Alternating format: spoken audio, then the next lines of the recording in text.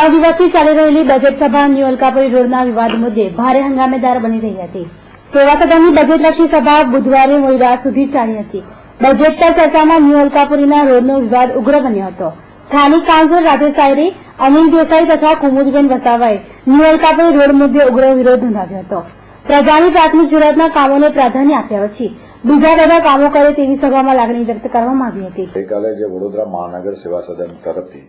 જે બજેટ મૂકવામાં આવ્યું હતું એમાં માનનીય મેયરશ્રીને અમે ખૂબ અભિનંદન આપીએ છીએ। એમાં કેટલાક વિષયોમાં ધ્યાનપાત કરતા વડોદરા શહેરની અંદર એક તો જન્મ મરણ દાખલા વિશેની અમે જે રજૂઆત કરેલી હતી કે વડોદરા શહેરની અંદર તમામ લોકો જન્મ મરણના જે દાખલા લે છે અને એ દાખલાઓમાં તમે કોઈપણ સંજોગોમાં લોકોની પાસે પૈસા ન લેવા જોઈએ, કારણ કે જન્મ અને મરણ એ નિશ્ચિત હોતું જ નથી, કારણ કે ભગવાનની કૃપાથી જ થાય છે, જન્મ બી થાય છે અને મૃત્યુ પણ થાય છે। પણ આપણે મૃત્યુલોકમાં રહેતા હોય તો આવડ શું કામ કહેતા? અને જે અમારી ધ્યાનમાં લઈને માનનીય મેયરશ્રીએ એ વિના મૂલ્યે જે સૂચન કર્યું છે તે એક આવકારદાયક છે। મેયરશ્રીને આભાર માનીએ છીએ। અમારો વિસ્તાર એવા છે જ્યાં અંદર જ્યાં બગીચો નથી, જ્યાં કોમ્યુનિટી હોલ નથી, જ્યાં સ્મશાનના નથી, જ્યાં તળાવોના વિષયો છે, ત્યાં બહુ જ સમસ્યા છે, પણ પ્રાયોરિટી ધોરણે વિસ્તારના લોકોને રોડ મળવા જોઈએ। અને એની અંદર કેટલાક અંશે જે છેલ્લા 2 વર્ષની અંદર વડોદરા ભારતીય જનતા પાર્ટી તરફથી અમને કેટલા સારા એવા કામો પણ થયા છે। જ્યાં રમતનું મેદાન નથી ત્યાં અમને રમતનું મેદાન સાથે સાથે સાંસદશ્રીએ પણ બહુ સારા એવા અમને રૂપિયા આપ્યા છે, ધારાસભ્યો પણ એની સાથે હોય। પણ જ્યારે વિષય આવ્યો કે એક ન્યૂ અલકાપુરી સાથેનો વિસ્તારનો રોડ લેવો, એક રોડ નહીં પણ એક જ વિસ્તારની અંદર 4 રોડ મૂકવામાં આવ્યા અને અમને એના પણ ખુશી છે કે અમારા વિસ્તારની અંદર 4 રોડ મૂકવામાં એ પણ સાથે છે। પણ અમે વિષય એ જ હતો કે જે વિસ્તારે અમને ખૂબ પેટ ભરીને વોટ આપ્યા છે, જે પબ્લિક જ્યાં વસ્તી ખૂબ ઘણી વસ્તી છે, જ્યાં રામદેવનગરની અંદર 2500 મકાનો છે, ગોકુલનગરની અંદર 2500 મકાનો છે,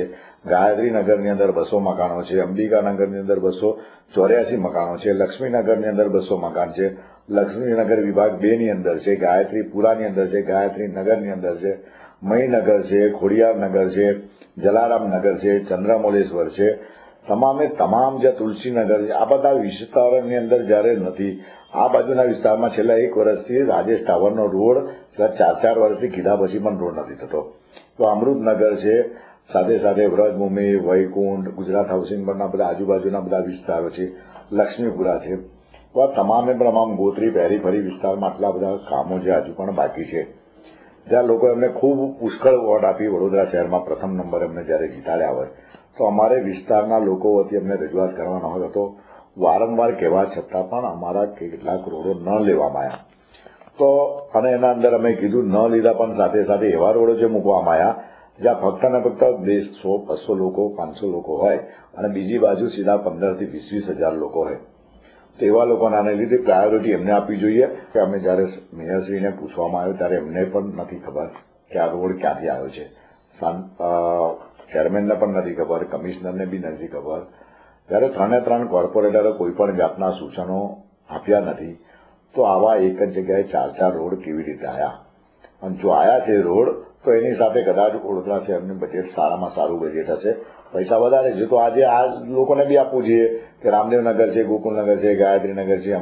અમૃતનગર છે, રાજેશ ટાવરનો રોડ કેટલા વખતથી મારો બાકી છે, તો એને કેમ નથી લેવામાં આવ્યો? એ વિવાદ થયો હતો